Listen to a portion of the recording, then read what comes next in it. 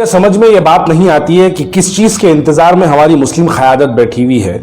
अब 7 सितंबर से असेंबली का आगाज होगा। असेंबली के अंदर अकबरुद्दीन अवैसी साहब की धुआंधार तकरीर होगी। तकरीर में अकबरुद्दीन अवैसी साहब जो है फिर से लताड़ के रख देंगे, वैसे लताड़ के रख देंगे जैसे मस्जिद उमर फारूक के लिए करे थे।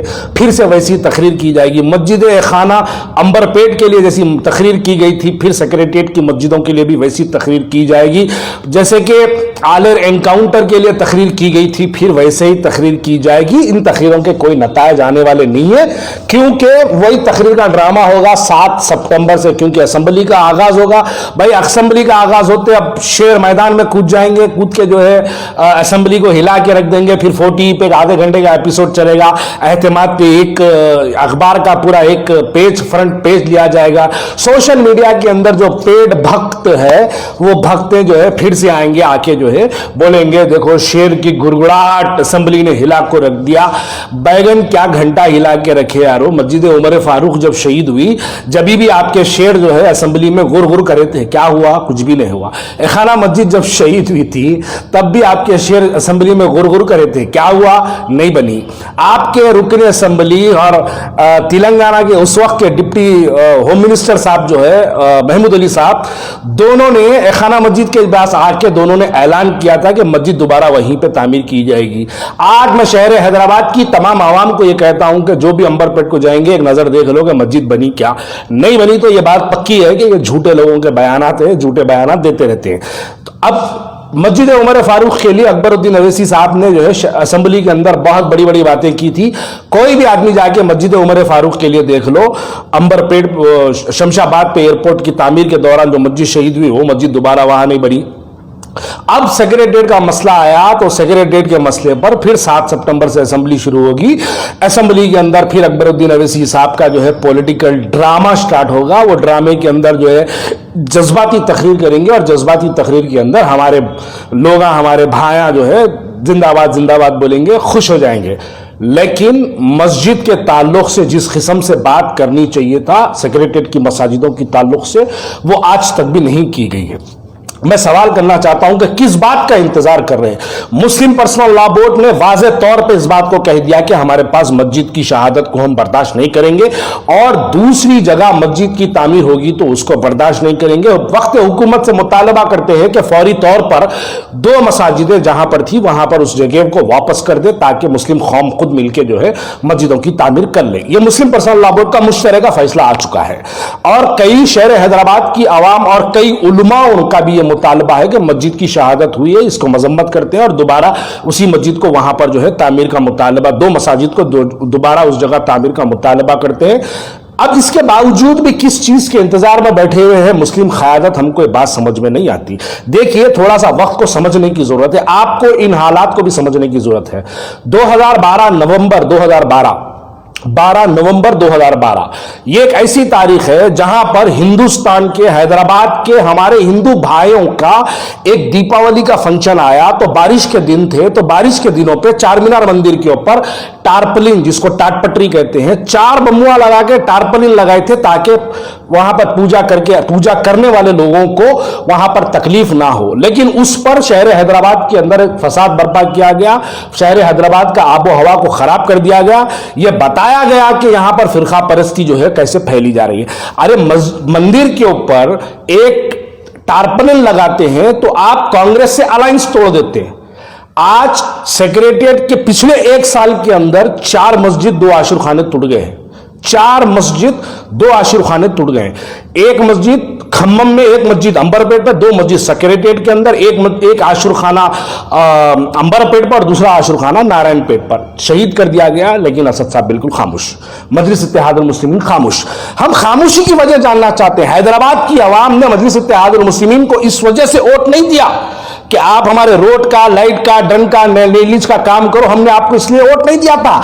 हमने आपको, जब आपकी तकरीरों में आप ये कहते हैं कि कलमे की बुनियाद पर मुत्तहिद हो जाओ मुसलमानों, तो आप इस्लाम का वास्ता देकर मगर मजलिस इत्तेहादुल मुस्लिमीन ने हमेशा हमसे वोट लिया। जब हमसे इस बात की वोटों की तवक्को रखी जाती है तो अब हम आपसे सवाल करते हैं कि मस्जिद की शहादत पर आप खामोश क्यों बैठे हैं? आलेर के एनकाउंटर पर खाली असेंबली में 2 मिनट की तकरीर कर दें तो मसले हल नहीं होती है। अब अंबरपेट की मस्जिद के लिए खाली आप असेंबली के अंदर 2 मिनट का अगर तकरीर कर दे, आप जिस तरीके से शिद्दत से चार मीनार मंदिर, भाग्यलक्ष्मी टेम्पल का हमारे हिंदू भाइयों को हक है पूजा करने का, वैसे ही मुसलमान भाइयों को हक है मस्जिद में नमाज पढ़ने का। किसी की मां नहीं जनी कोई मुसलमान को मस्जिद में रोके, कोई हिंदू को पूजा करने से रोके। लेकिन एक शहर का आबो हवा खराब करने के लिए आप लोगों ने एक ड्रामा किया। उस ड्रामे के बाद फौरी शहर के अंदर कर्फ्यू हो गया, गली गली में टीयर गैसेस मार दिए, कई 40-50 पुराने शहर के बच्चों को गिरफ्तार कर दिया, बशमूल मेरे। मैं भी था उसके अंदर, जो जेल को गया, 28 दिन जेल में था। मैं और एक बात कहना चाहता हूं, मेरा मुंह मत खुलो। बार बार लोग आके मुझे सवाल कर रहे हैं कि आप क्यों खामोश बैठे, आप अंबरपेट की मस्जिद उमर फारूक की शहादत पर आप क्यों खामोश बैठे हुए। सुनो मेरी बात को गौर से। मस्जिद उमर फारूक 2007 फरवरी के 23 तारीख फरवरी 2007 को मस्जिद उमर फारूक शहीद हुई। उस वक्त मैं मजलिस में था, मजलिस इत्तेहादुल मुस्लिमीन में था, कांग्रेस जेर इख्तिदार थी, वाईएस राजशेखर रेड्डी साहब चीफ मिनिस्टर थे, तो मजलिस इत्तेहादुल मुस्लिमीन भी उस वक्त कांग्रेस के साथ अलायंस में थी, वैसे ही अलायंस में थी जैसे आज सेक्रेटरीट की मसाजिदों के नाम पे अलायंस में है। जब भी खामोश बैठे, अभी भी खामोश बैठे। इनका पॉलिटिकल एजेंडा कुछ नहीं है, खाली मुसलमानों को जज्बात में लाना, हमको मजहब के नाम से जो है हमारे अंदर जज्बात पैदा करना और अपनी सियासी दुकानें चलाना, इनका मकसद सिर्फ ये है। लेकिन हमारे जो रियल इश्यूज है उस पर नहीं बात की जाती है। देखो, एक मंदिर के अंदर जब पूजा होती है तो टर्पलिन का जब टाटपटरी लगाया जाता है तो उस पर आप एतराज करते हैं, लेकिन मस्जिदें शहीद हो गई उस पर आवाज नहीं उठा रही। तो यही है फिरका परस्ती, यही है हिंदू मुसलमानों के अंदर जो है लड़ाने का काम करना, यही है हिंदू मुसलमानों के अंदर नफरतें फैलाने का काम करना। मैं आखिरी में इतना ही कहना चाहता हूं कि अब ये वक्त आ गया, एक मुश्तरका फैसला उलमाए मशाकीन, मुस्लिम पर्सनल लॉ बोर्ड, दानिशवारान मिल्लत, तमाम लोगों का एक मुश्तरका फैसला आ गया कि ये लोग नहीं मानेंगे, बिल्कुल भी नहीं मानेंगे कि हम अगर हमारी मस्जिद की शहादत और वहां पर दोबारा तामीर नहीं होगी तो हम नहीं मानेंगे। अरे मुसलमानों की कोई अहमियत है कि नहीं है तेलंगाना हैदराबाद के अंदर? क्या केसीआर साहब की नजर में सिर्फ क्या असदुद्दीन अवैसी साहब मुसलमान हैं? अरे मुसलमानों की 2 मस्जिद शहीद हो गई, 50 दिन से मुसलमान शिद्दत से जो है सोशल मीडिया के अंदर जो है अपने बयानात को देते हैं, तो क्या कोई मुस्लिम उलमा को बुला के केसीआर साहब को बात करने की क्या जरूरत भी महसूस नहीं होती? केटीआर साहब मलकपेट आते हैं, केटीआर साहब मोजमजई मार्केट आते हैं, कोटीआर साहब पुराने शहर के अंदर फिरते हैं, लेकिन असदुद्दीन अवैसी साहब उनको खाली सलाम अलैकुम कर लेते फिर रहे हैं। उनसे ये सवाल नहीं कर रहे। सेक्रेटरीट के अंदर 2 मस्जिदें शहीद हो गई, 2 मस्जिदें शहीद हो गई साहब, मुसलमान नाराज है, मस्जिद शहीद हो गई, आप इसका जवाब दो। इसका सवाल करते भी नहीं, इस वास्ते नहीं करते क्योंकि मिल्लत के मफाद से ज्यादा इस वक्त जाती मफादात को तरजीह दी जा रही है। अगर इन्हों इस वक्त टीआरएस से घस लिए तो इनके भाई जेल को चले जाते, इनके घर में ईडी के रेडा पड़ जाते, इनके घर में इनकम टैक्स के रेडा पड़ जाते, वो निर्मल और आदिलाबाद के केस में, हेट स्पीच के केस में इनके भाई के ऊपर चार्जशीट डाल देते, 50 पोला खुल जाते।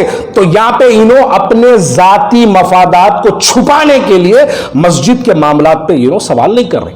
ये समझो, मुसलमानों को भी हैदराबाद के समझने की जरूरत है। हम जज्बात में खाली हम जज्बाती नारों के अंदर बह गए, हमारे मसाइल पे आवाज उठाने वाला कोई नहीं है। मुश्तरका मुस्लिम पर्सनल लॉ बोर्ड और उलमाओं का एक फैसला आया है, उन्होंने 2 हफ्ते का वक्त को हुकूमत को दिया है कि 2 हफ्ते के अंदर वक्त की हुकूमत मुतमईन जवाब दे कि मस्जिद के ताल्लुक से क्या करते हैं। नहीं तो उलमाओं का जो फैसला होगा, मुस्लिम पर्सनल लॉ बोर्ड का फैसला होगा, उस फैसले के लिए हैदराबाद का हर बच्चा इन उलमाओं के साथ ठहरने के लिए तैयार है, बशमूल मेरे।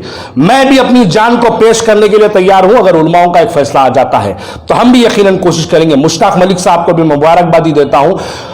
मिलियन सिग्नेचर जो कैंप आपने स्टार्ट किया है, आपने जो कैंपेनिंग जो आपने शुरू किया है, उसके लिए मैं काबिल मुबारकबाद है आप, क्योंकि आपके जैसे लोग ही है जो आज शरीयत के लिए लड़ रहे हैं। अमजदुल्ला खान, फेरोज खान, मैं तमाम लोगों का शुक्रिया अदा करता हूं जो लोग आज एक सियासी तौर पर, रेवंत रेड्डी साहब, इन तमाम का मैं शुक्रिया अदा करता हूं कि एक सियासी तौर पर एक मुहिम बनाकर जो है मस्जिदों की बाज़ाब्ती के लिए आप लोगों ने आवाज उठाया है। इसके लिए हैदराबाद का मुसलमान हमेशा आपका एहसानमंद रहेगा।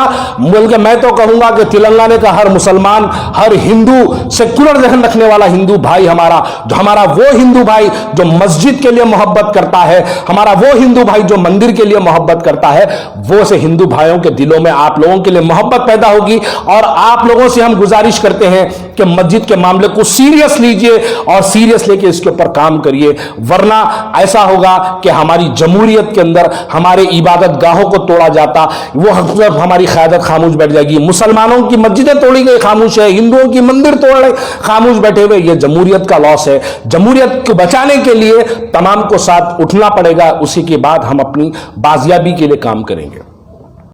न्यू सन सिटी डेवलपर्स की एक और पेशकश, जहांगीर पीर दरगाह के दामन में आबादी के बीचों बीच तमाम सहूलतों से आरास्ता, एयरपोर्ट से सिर्फ 20 मिनट्स ड्राइव पर LV प्रसाद आई हॉस्पिटल और नाटको फार्मा के करीब। Commercial and residential plots, 100 square yards plot, easy installment, ग्राम panchayat approved layout, conversion land, 100% vastu, spot registration, clear title, 10 year security, water, electricity, 25 से 30 feet road, school, transport facility, gated community. घर बनता है इरादों से और आपके इरादों को पूरा करे न्यू सन सिटी डेवलपर्स। तो जल्दी आइए और अपना प्लॉट बुक कराइए। New sun city developers, opposite choice function hall, Chandrayangutta, Bandlaguda road, Hyderabad. Contact 98481 187780, 63037 10882। India's best NEET institute now in Hyderabad. Shaheen Group of Institutions presents the leading institution for its achievement in NEET results. Hygienic, clean and disciplined smart campus for boys and girls separately. Shaheen Academy, Hyderabad. Our students have attained 1,000 plus free government medical seats in the last 5 years. Hurry up. Admissions are now open at Charminar, Aramghar and Malakpet. Hurry up. Now. Red colour का subscribe button दिख रहा है, उसे click करें और हमारे channel को subscribe कीजिए और साथ ही साथ बेल आइकन को भी क्लिक कीजिए, जिससे आपको ताज़ा अपडेट मिलती रहे।